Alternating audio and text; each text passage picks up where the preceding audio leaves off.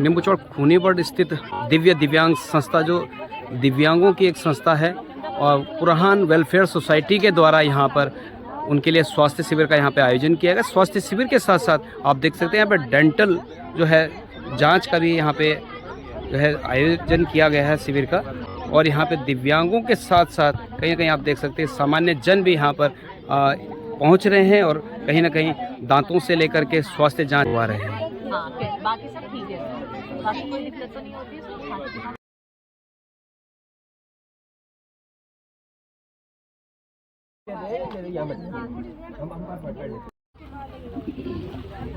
साफ है लेकिन थोड़ा सा गंदगी है।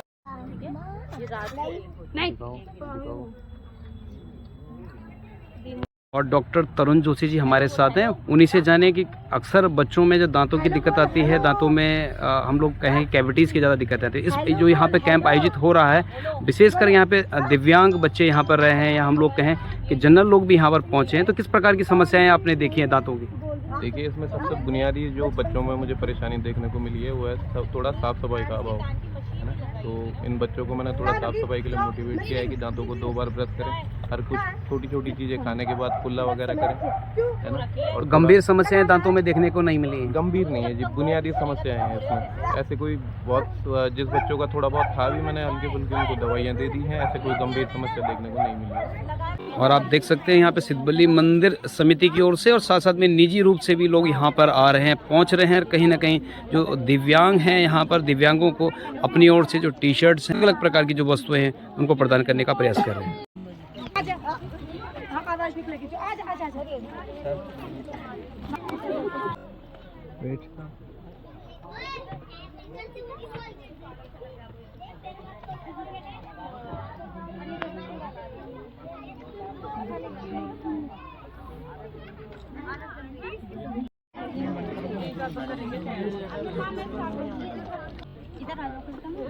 वो बंदा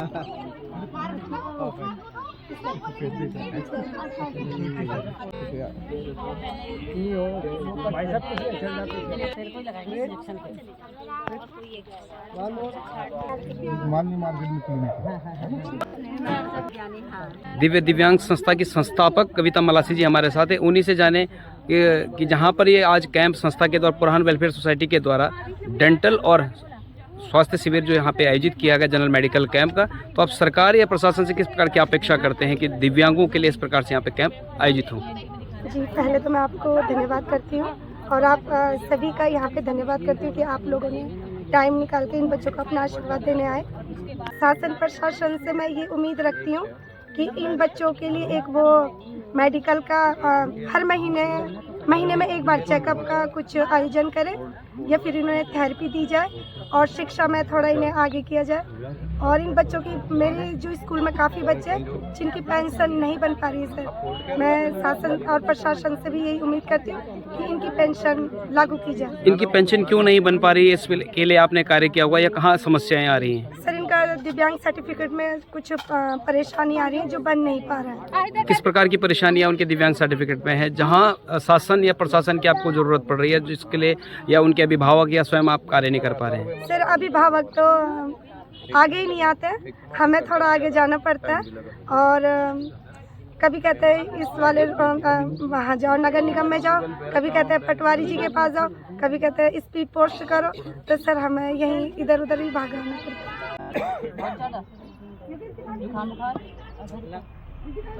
ठंडी चीज़ नहीं खानी, खट्टी चीज़ नहीं खानी, ठीक है? हाँ करो।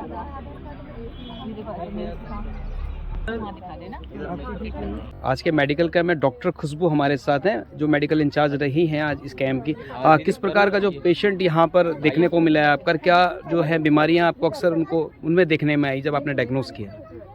सर, बीमारियाँ तो ज़्यादा नहीं, बट एक दो हैं। एक तो दांतों की प्रॉब्लम, क्योंकि ऑब्वियसली उनको ब्रशिंग टेक्निक्स वगैरह नहीं पता, तो दांतों की थोड़ी समस्या उनकी ज़्यादा है। दूसरा, खाने पीने का। ज़्यादातर लोगों का देखा है मैंने कि उन्हें एनीमिक कंडीशंस आ रही हैं उनकी, वो इसलिए क्योंकि वो हरी सब्जियां वगैरह ये सब चीज़ें नहीं हैं उनकी डाइट पे। तो वो सब मैंने इनको समझा दिया है। जो उनके साथ उनके गार्जियंस वगैरह आए हैं, टीचर्स आए हैं, उनको स्पेशली बताया गया है कि आप उनके पेरेंट्स को ये चीज़ बताइए कि हरी सब्जियाँ बहुत इंपॉर्टेंट है डाइट पे। जो आजकल के फ्रूट्स चल रहे हैं वो खाना बहुत ज़रूरी है। बाकी डेंटल ट्रीटमेंट उनका बहुत ज़रूरी है, क्योंकि ब्रशिंग टेक्निक नहीं आती है तो आप कोशिश कीजिए आप खुद उनका ब्रश करवाइए, ताकि उनके दांत बहुत इंपॉर्टेंट हैं खाने के लिए। तो उसमें मोस्टली मैंने 90% लोगों का देखा है जिनके दांतों की समस्या है। वो बेचारे बता भी नहीं पा रहे हैं, वो तो हम मुंह खुलवा के देखते हैं, पर उनको बता भी नहीं पा रहे थे कि उनको दांतों में इतनी केरीज वगैरह हो रही हैं। तो मेन समस्या बस खाना उनका, क्योंकि थोड़ा सा होता है, एनीमिक है, दिव्यांग वगैरह, और दूसरा एक केरीज वगैरह दांतों की समस्या उनको थोड़ी ज़्यादा हो। गंभीर समस्याएं देखने को नहीं मिली, केवल एनीमिक जो है ज़्यादातर लोग यहाँ पे रहे हैं। तो जहाँ पर जो रस ज़्यादा रहा है वो डिसेबल्स का रहा है या सामान्य लोग भी यहाँ पर रहे हैं? वैसे 50-60% तो दिव्यांग हैं। कुछ एक स्कूल था गवर्नमेंट स्कूल, वो भी आए थे, वहाँ के बच्चे भी आए थे, उनको भी सेम समस्या थी। इनफैक्ट जो नहीं भी थे दिव्यांग, मतलब मैं खुद भी शॉक थी कि चलो दिव्यांग को हम एक वो लिखते हैं कि वो खुद नहीं कर पाते हैं कुछ चीज़ें, ब्रश वगैरह या खाने में, बट जो नॉर्मल थे स्कूल के बच्चे आए थे उनकी भी साथ में यही समस्या थी कि ब्रश नहीं करते हैं, और दूसरा कि उनको भी एनीमिक की कंडीशंस हो रही है। किसी की 16, 17, 18 से एज हो चुकी है, हाइट नहीं हो रही है, किसी लड़कियों को प्रॉब्लम्स हो रही हैं। मतलब ये बहुत है, कहने के लिए बहुत छोटी समस्या है, बट लेकिन बहुत गंभीर हो सकती है अगर वो प्रॉपर अपने तरीके से ध्यान नहीं रखेंगे खाने पीने में। तो मैं यही करूँगी पेरेंट्स को भी कि वो अपने बच्चों पे ध्यान दें, चाहे कैसे करके भी उनको हरी सब्जियां वगैरह उनके डाइट में इंक्लूड करें। और इसी के साथ साथ आप देख सकते हैं कि श्री सिद्धबली मंदिर समिति के जो पदाधिकारी गण भी यहाँ पर पहुँचे हैं और समाज सेवी लोग भी यहाँ पर पहुँचे हैं, और जो उनके एंड से जो एक सहयोग हो सकता है कहीं ना कहीं दिव्यांगजनों के लिए उनको देने का भी उन्होंने प्रयास किया है। आप देख बुरहान वेलफेयर सोसाइटी द्वारा बच्चों के लिए जो है डेंटल किट बनाई गई है। श्री सिद्धबली मंदिर धाम या सिद्धबली मंदिर समिति के जो अध्यक्ष हैं डॉक्टर JP ध्यानी जी, वो हमारे साथ बने हुए, और उनसे ही जानना चाहेंगे यहाँ आज आने का उद्देश्य, सहयोग करने का क्या उद्देश्य रहा है। संस्थान में जो एक कैंप किया है इसके लिए वो बहुत बहुत बधाई के पात्र हैं, और मैं अपेक्षा करता हूँ संस्थान से कि भविष्य में इस प्रकार के कैंप लगाते जाएं और आगे भी इस टाइप का कार्यक्रम हो। दिव्यांगों का जो उनका मेडिकली और डेंटली जो फिजिकली जो एग्जामिनेशन उससे उनका स्वास्थ्य के साथ साथ उनका साइकोलॉजिकली जो ब्रेन वॉश भी किया जाना चाहिए।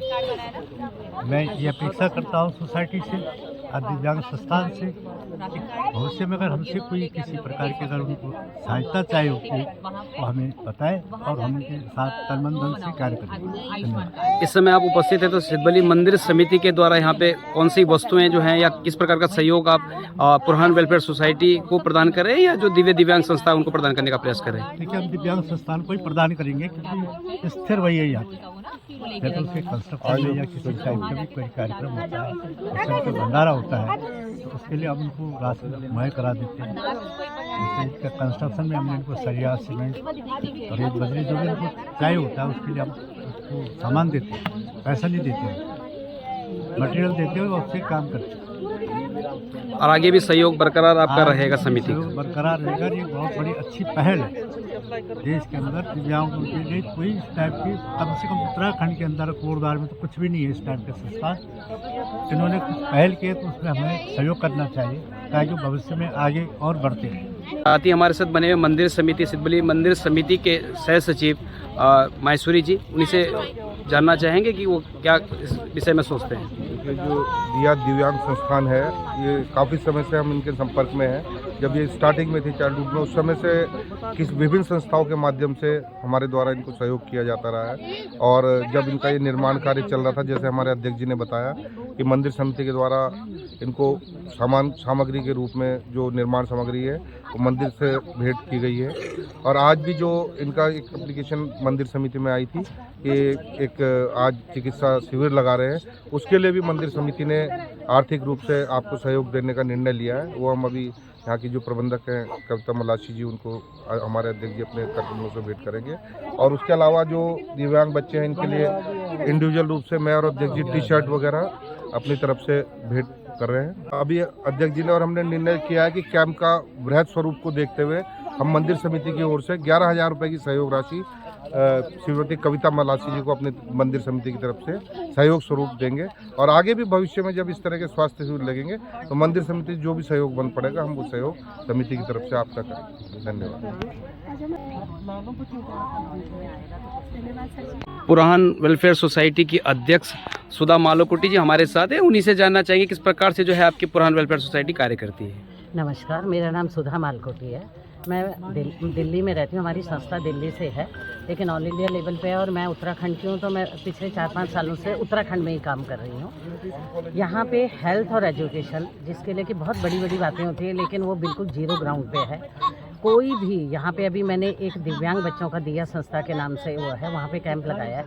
हर बच्चे के अंदर एक प्रॉब्लम है, चाहे वो नॉर्मल बच्चा है या कोई दिव्यांग बच्चा है, हर एक के साथ समस्या है।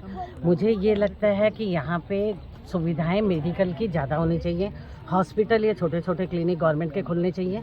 हर कोई बड़े हॉस्पिटल में नहीं जा सकता, तो कम से कम जो कोटद्वार हमारे एक पहाड़ों का एक स्टार्ट वाली जर्नी मानी जाती है कि वहाँ से आगे यात्रा शुरू होती है, वहाँ पे भी ये हाल है कि वहाँ पे भी सुविधाएं नहीं हैं।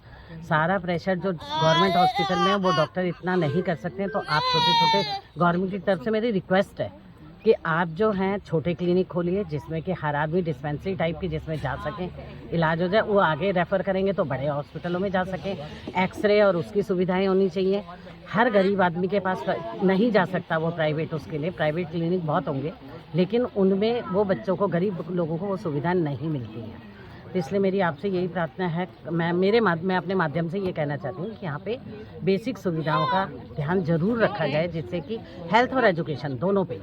कितने वर्षों से आप जो है पुरान वेलफेयर सोसाइटी की ओर से मेडिकल कैंप है या एजुकेशन के लिए जो कार्य करते हैं? उत्तराखंड में लगा रही हूँ और मैं दिल्ली में भी मेरे कैंप लगते हैं, लेकिन मैं 6-7 सालों से मैं पुरान से काम कर रही हूँ। अच्छा, आपको ऐसा क्यों लगा कि दिव्यांग संस्था जो यहाँ पर दिव्यांगों की एक संस्था है या दिव्यांगों के सर्वांगीण विकास के लिए यहाँ पर कार्य होते हैं कि यहाँ पर भी एक कैंप आयोजित होना चाहिए दिव्यांगों के बीच में? मैं ये इसके बारे में बल्कि मैं अपने माध्यम से एक रिक्वेस्ट और करूँगी कि जैसे ये दिव्यांग बच्चों की संस्था ये लड़की चला रही है अपनी मेहनत से और अपने उससे, इतना आसान नहीं है चलाना। अगर गवर्नमेंट एक सुविधा कर सकती है तो इनके बच्चों के लिए एक फिजियोथेरेपिस्ट जो महीने में एक बार आके बच्चों का चेकअप करे, वो सरकार की तरफ से ये सुविधा मिलनी चाहिए। और हर दिव्यांग स्कूल में जहाँ बच्चे बोल नहीं सकते हैं, हम अपने बच्चों को नहीं संभाल सकते हैं और ऐसे बच्चों को संभालना बहुत मुश्किल होता है, वो उन्हें मैनेज कर रहे हैं, उनके लिए खाने का, उनके रहने का, तो उनके लिए गवर्नमेंट की तरफ से विशेष वो होनी चाहिए जो कि सिर्फ कागज़ों में नहीं होनी चाहिए, प्रैक्टिकली ज़मीन पे धरातल पे होनी चाहिए, कागज़ों में नहीं चाहिए। अन्यथा कैंप तो आप विद्यालयों में कराते आ रहे हैं जैसा कि आपने कहा, दिव्यांग स्कूल में और ये दिव्यांग विद्यालय में भी आप कैंप करवा रहे हैं। 2 दिव्यांग स्कूल हैं, ये मेरा दोनों स्कूलों में मेरे कैंप लग चुके हैं। वहाँ मुझे सब जगह एक ही जैसी वो लगी है कि उन्हें पैसों के लिए कोशिश करनी पड़ती है, उन्हें बच्चों के खाने के लिए कोशिश करनी पड़ती है, उन्हें उनके फर्नीचर के लिए। तो मेरे ख्याल में ऐसा कुछ होना ही नहीं चाहिए कि अगर हमारा उत्तराखंड इतना तरक्की कर रहा है जिसका बोलबाला सेंटर में भी है, तो फिर यहाँ ये परेशानी क्यों है? और ये बहुत बड़ी परेशानी है। सरकारों से तो आपने आह्वान किया और अन्य लोग भी आह्वान करें, दिव्यांग लोग भी आह्वान इसमें निरंतर करते हुए आ रहे हैं। जो मेरा अपने उस पर पत्र जाएगा वो धामी जी को जाएगा, रितु खंडूरी जी को जाएगा, अनिल बलूनी को, जो भी लोग सेंटर में बैठे हैं या जो लोग यहाँ उत्तराखंड सरकार में हैं, लेटर तो मेरा सब जगह जाएगा। वो काम कितना करते हैं उसका मुझे पता नहीं। आपसे सवाल प्रश्न यही बनता है कि जो पुरान वेलफेयर सोसाइटी जो लगातार एजुकेशन पे काम कर रही है या हेल्थ पे काम कर रही है, तो क्या आगे भी आप ऐसे ही जब तक इनके मैं साथ जिंदा हूँ तब तक तो चलता रहेगा। आगे का नेक्स्ट कैंप कब आयोजित होगा? ये मेडिकल कैंप होगा जैसे जनरल मेडिकल कैंप यहाँ पे चल रहा है या डेंटल का कैंप चल रहा है, तो इसी प्रकार से होगा या अन्य सुविधाएं भी इसमें दी जाएंगी? ये दिव्यांग बच्चों के स्कूल में तो मैं जुड़ चुकी हूँ, इनकी जो भी समस्याएं होंगी मैं उनमें कोशिश करूँगी कि मेरी तरफ से उस चीज़ का समाधान हो। दूसरी बात ये कि नेक्स्ट कैंप मेरा अभी खिरसों में लगेगा, उसके लिए मुझे आज ही जाना है, और वहाँ पे जो शिशु विद्या मंदिर है वहाँ पे मेरा अगले महीने कैंप लगेगा। और जो ये संस्था है यहाँ पे इनको जो भी ज़रूरत होगी और जो भरसक मेरा प्रयास होगा, चाहे वो डॉक्टर से हो चाहे वो किसी और चीज़ से हो, मैं इनके साथ पूरी तरह जुड़ी हूँ।